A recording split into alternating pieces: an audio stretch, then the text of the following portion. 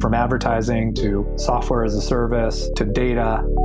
Across all of our programs and clients, we've seen a 55 to 65% open rate. Getting brands authentically integrated into content performs better than TV advertising. Typical lifespan of an article is about 24 to 36 hours. If we're reaching out to the right person with the right message and a clear call to action, then it's just a matter of timing. Welcome to the MarTech Podcast, and I Hear Everything production. In this podcast, you'll hear the stories of world-class marketers that use technology to drive business results and achieve career success. We'll unearth the real-world experiences of some of the brightest minds in the marketing and technology space so you can learn the tools, tips, and tricks they've learned along the way.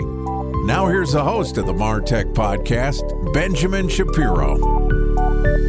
Welcome to the MarTech Podcast. I'm your host, Benjamin Shapiro, and today we're going to discuss artificial intelligence and public relations.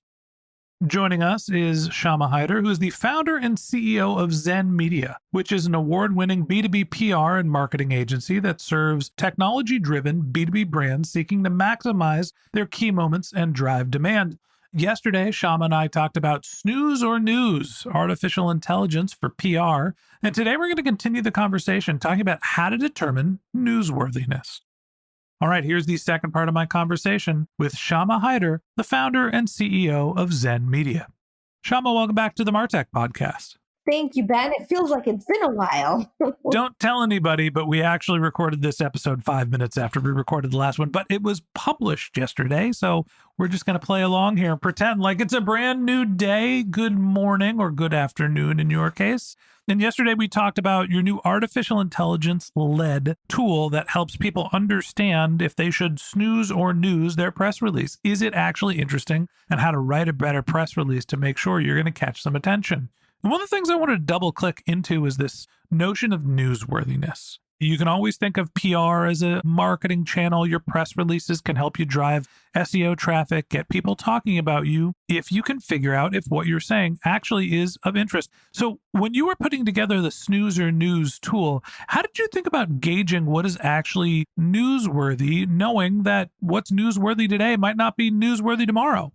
I think part of what we looked at, Ben, and the way we also built this tool, right, is we built it on top of ChatGPT. So we trained it. So all the people that you love at Zen Media actually went through oodles and oodles of press releases out there to mark up what we believe from our lens, right, all their expertise makes for a good press release. So is it newsworthy? Is it a good headline? Are we leading right here? So, and we pulled these press releases from various points in time. So it wasn't necessarily what's new. So the interesting thing about this tool is it's not so much a timeliness factor. And so it's a really good point. You can take any press release from any time because what it's grading on isn't necessarily how relevant it is from a chronological standpoint, but is it an interesting release? Do you have a solid headline? Is it novel? Are you announcing something with no panache, which is poorly written? I mean, some of these press releases that get put on the wire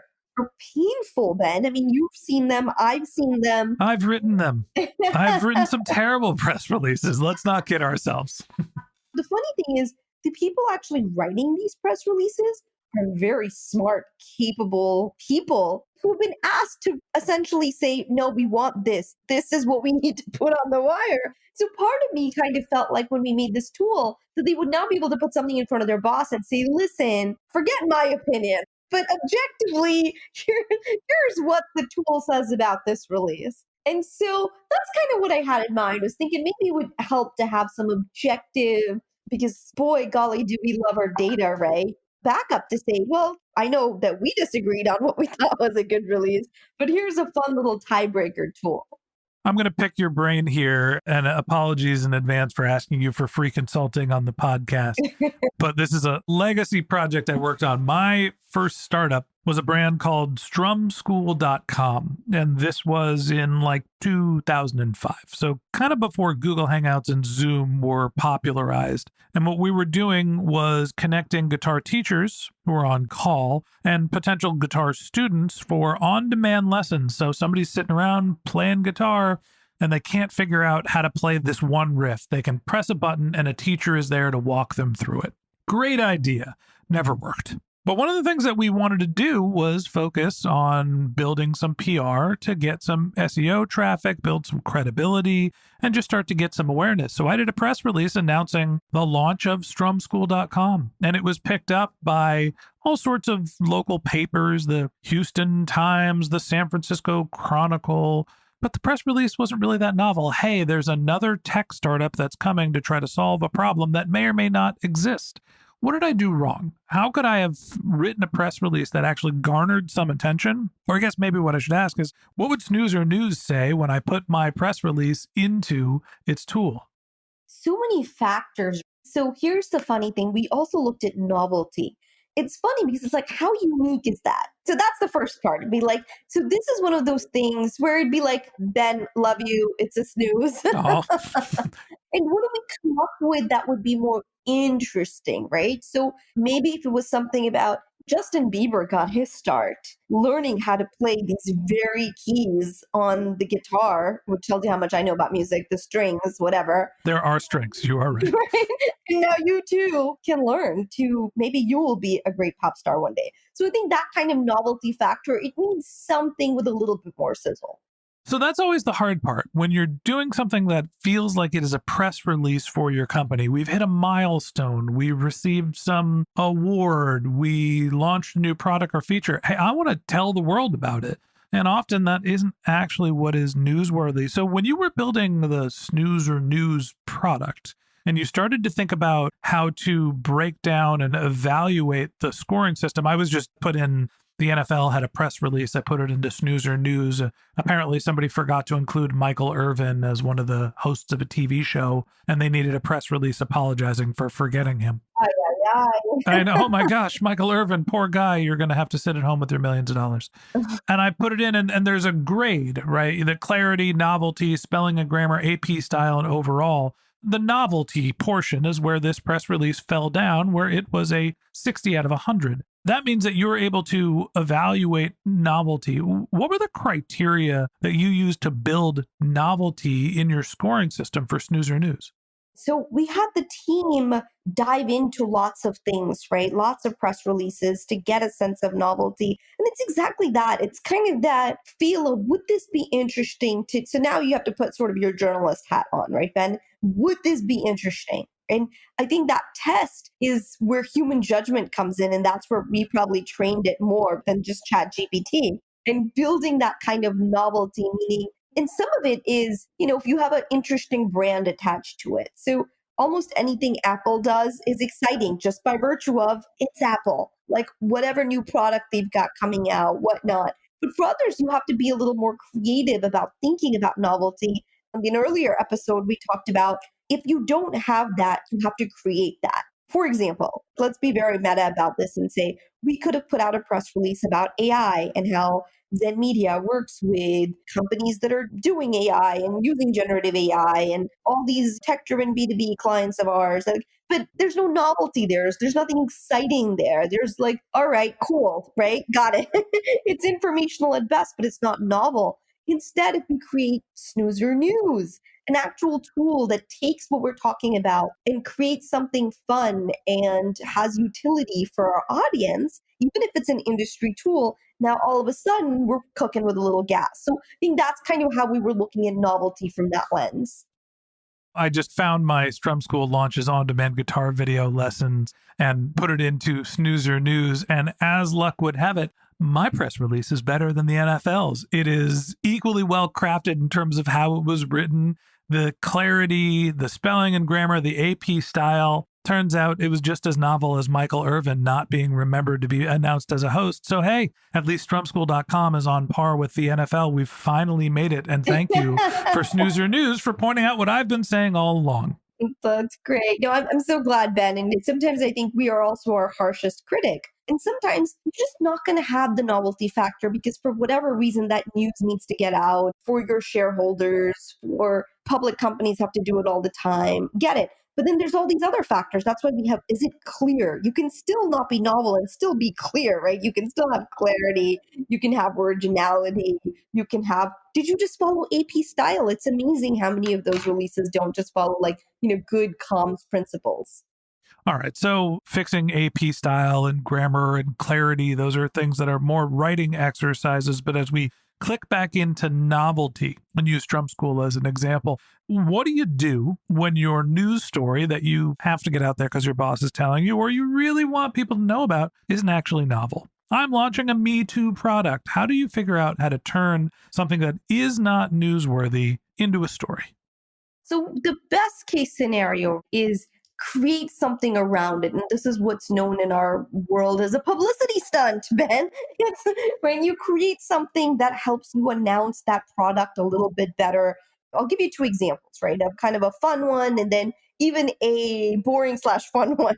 So, well, maybe I'll do the boring/fun one first. Listen, we work with a lot of SaaS companies, a lot of tech folks. And so when they release a product or a feature or whatever, the instinct is, all right, let's do a release. But what if instead of that, we did a LinkedIn fireside chat with one of their best customers talking about that release and having a chat around how that's helping their business and what that looks like, and then taking the takeaways from that conversation and doing a release around that. So now there's an event. If you created, so a big part of that is, can you create and craft an event around it? Doesn't have to be a physical event. So that's an example of a remote event. We've also worked in, this is a fun story too, and we're working with DFW Airport, which is one of the largest airports in the world. Dallas has a lot of great things. It's quite a hidden gem. So when we were working with that airport, they had launched a new terminal. It's a snooze, right? We're launching a new terminal. Yippee! Yeah. And so we brainstormed, we thought what could be fun? And we were working with a bunch of great partners and their team on it. And one of the ideas that came about was, well, what if we gave a shopping spree? Because look, the stores in this terminal are amazing, right? You've got your Louis Vuittons and your Hugo Bosses. So it's a great terminal for shopping. And we thought, well, why don't we surprise a passenger with a shopping spree? So that's essentially what we did. We found these passengers at random. They were actually going on their honeymoon. They won a $10,000 shopping spree. And then we invited all the media. So it became an event, right? They had 10 minutes to run through and grab as much stuff as they wanted, a $10,000 value. And it was great. Great television, great media across the board. So that's your first step, right? If you can't do that, your next best is to at least make the message as clear and crafty and clever as you can without actually doing something novel. Here's my takeaway. Sometimes what's news to you isn't news to the people that you want to reach. You might be doing a product release that is interesting. Maybe it's going to make a big impact in your business. Maybe it's going to allow you to reach new markets. But it's not something that's going to get people out of their seat, standing up and clapping. It's not going to get them to shout from the mountaintops, your product has arrived. So what do? Do you just release a press release and take some SEO value out of it?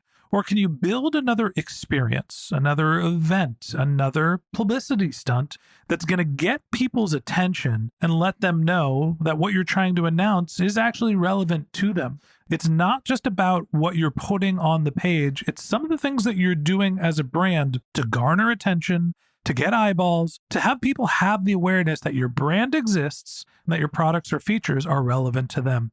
Shama, any last words before I let you go, talking about how you can make your products or services more newsworthy? The one takeaway I hope that people do have from this, Ben, is that you have to have that creativity. You've got to be a little bolder. And the way the world is going now, where cost per acquisition is increasing, the noise is getting stronger, is you've got to have more creative ways to break through that. And part of creativity, which I think gets downplayed so much, is the inherent risk. So we've launched this tool out there. Is there any guarantee that it's going to be a super duper success? No, we don't know that. But creativity is also like a muscle. The more you use it, the stronger it gets, the better your chances of striking gold. Make news, not snooze. And that wraps up this episode of the MarTech Podcast. Thanks for listening to my conversation with Shama Hyder, the founder and CEO of Zen Media. If you'd like to get in touch with Shama, you can find a link to her LinkedIn profile in our show notes. You can contact her on Twitter. Her handle is Shama, that's Shama, or you can visit her company's website, which is zenmedia.com. And if you're interested in snooze or news, you can find it at snoozeornews.com. Just one more link in our show notes I'd like to tell you about. If you didn't have a chance to take notes while you were listening to this podcast, head over to martechpod.com, where we have summaries of all of our episodes and contact information for our guests. You can also subscribe to our weekly newsletter, and you can even apply to be our next guest on the Martech Podcast. Of course, you can always reach out on social media. Our handle is MartechPod on Twitter, Instagram, and Facebook, or you can contact me directly on LinkedIn. My handle is Ben J. Shap, BenJShap.